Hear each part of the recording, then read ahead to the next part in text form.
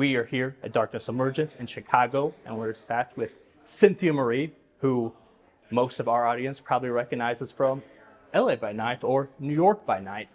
And we're here to talk LARP. But first, I'm going to ask you what we ask everyone. Our channel is called Summon Stories.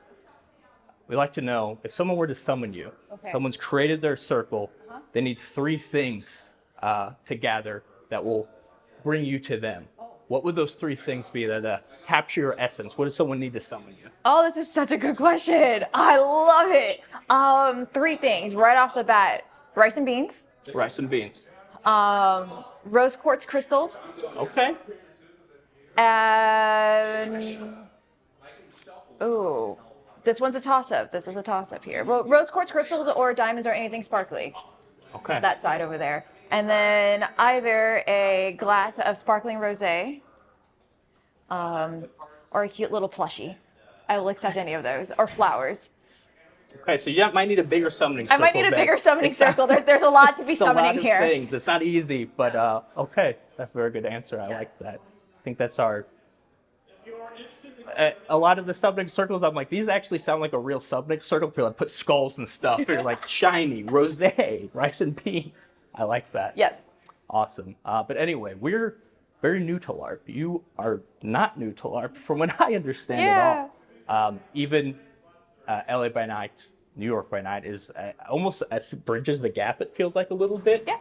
But would you mind real quick telling the people what your experience with LARP is? How you got started versus how you're involved with it now? Sure. Well, very funny story is I actually started, my very first LARP was a vampire LARP with By Night Studios. It was before it was called Darkness Emergent.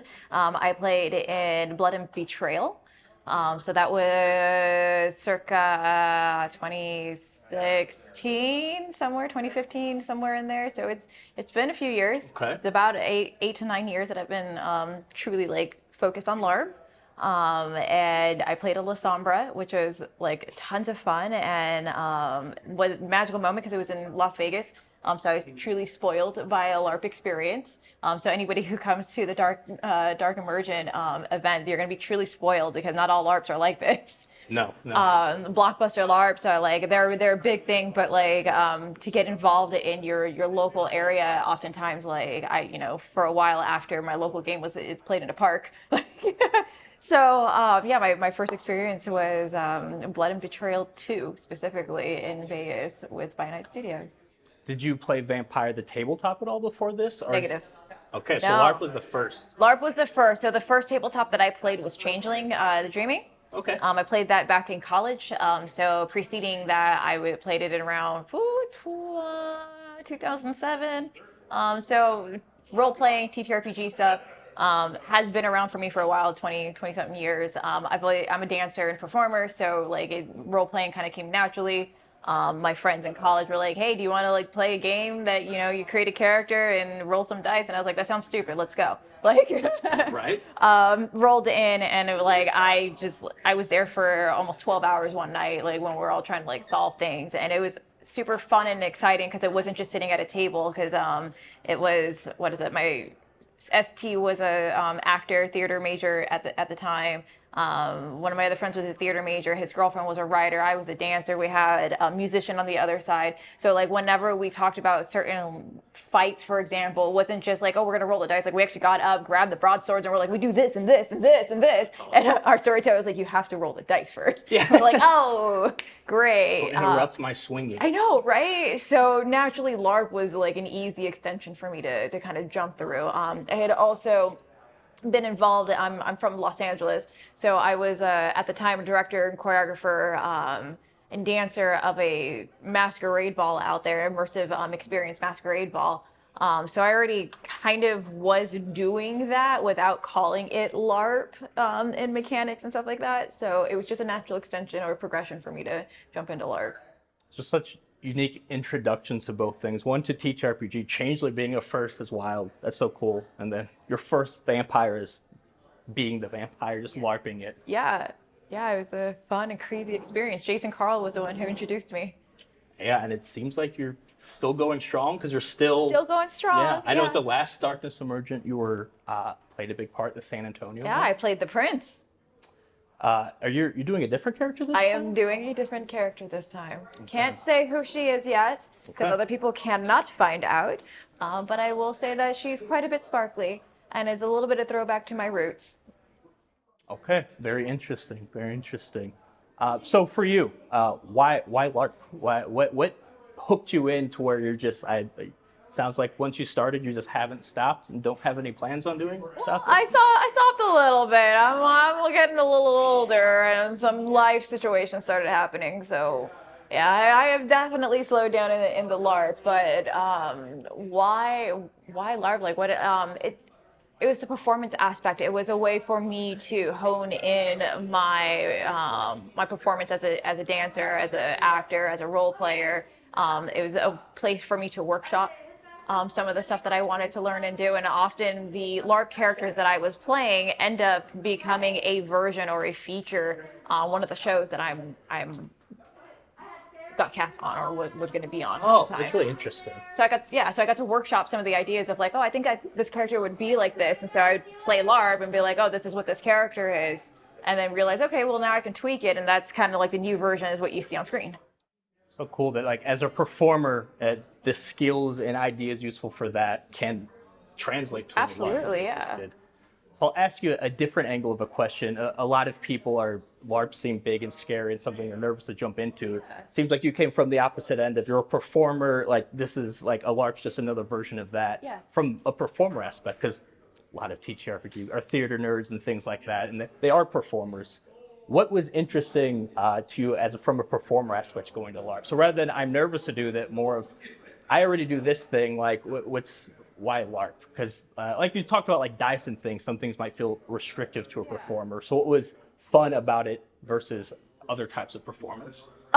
So it's the mechanics behind it now. So as a performer, like we're in a story and you're doing all these things and you're emoting and you're like, okay, my character does this because this director told me that I have to do it.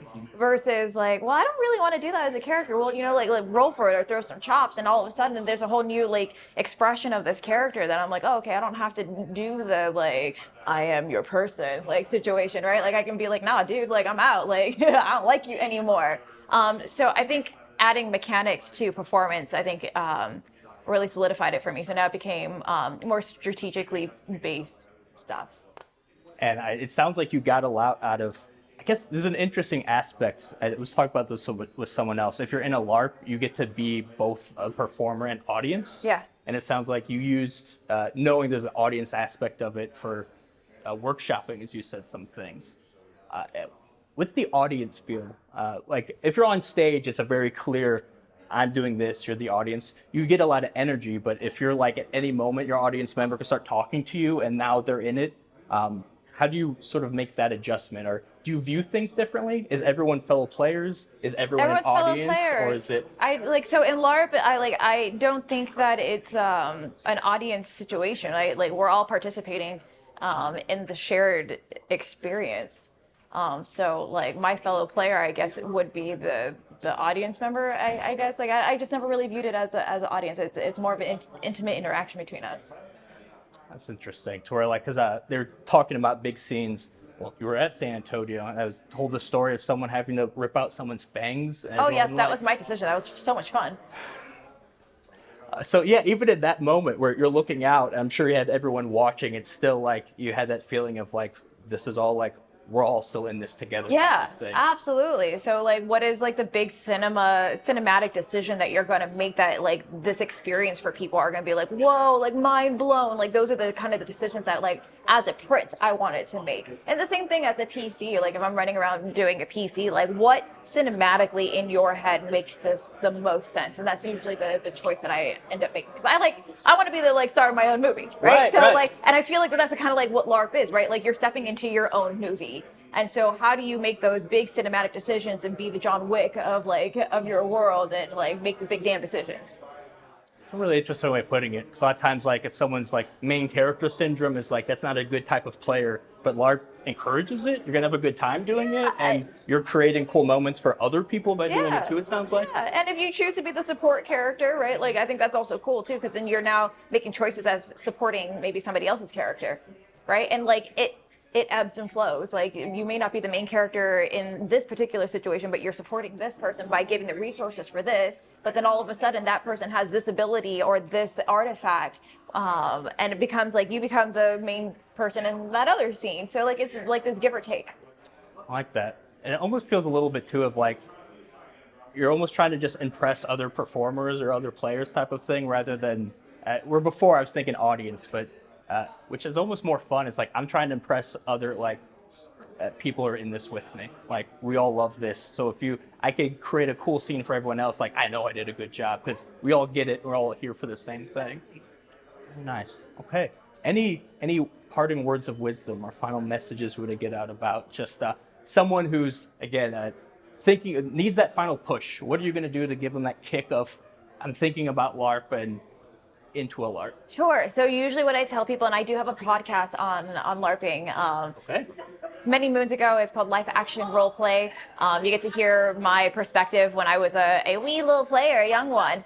So anybody who's brand new, I actually provide the perspective on what it's like to be a new person. But advice that I can give you is pull out that beautiful dress that's in the back of your closet, that awesome suit that you're like, man, I have nowhere to wear it to. Throw it on, throw something fun together, and just go and do it and go experience it. At the very least, you have an event that you get to dress up and feel pretty. At the very best, you just kind of jumped into something that was really cool and you had a fun experience to do.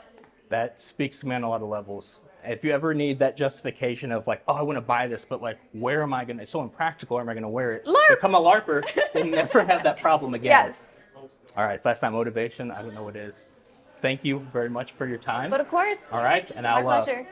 see your mystery character in the near future. Yes. Okay, bye.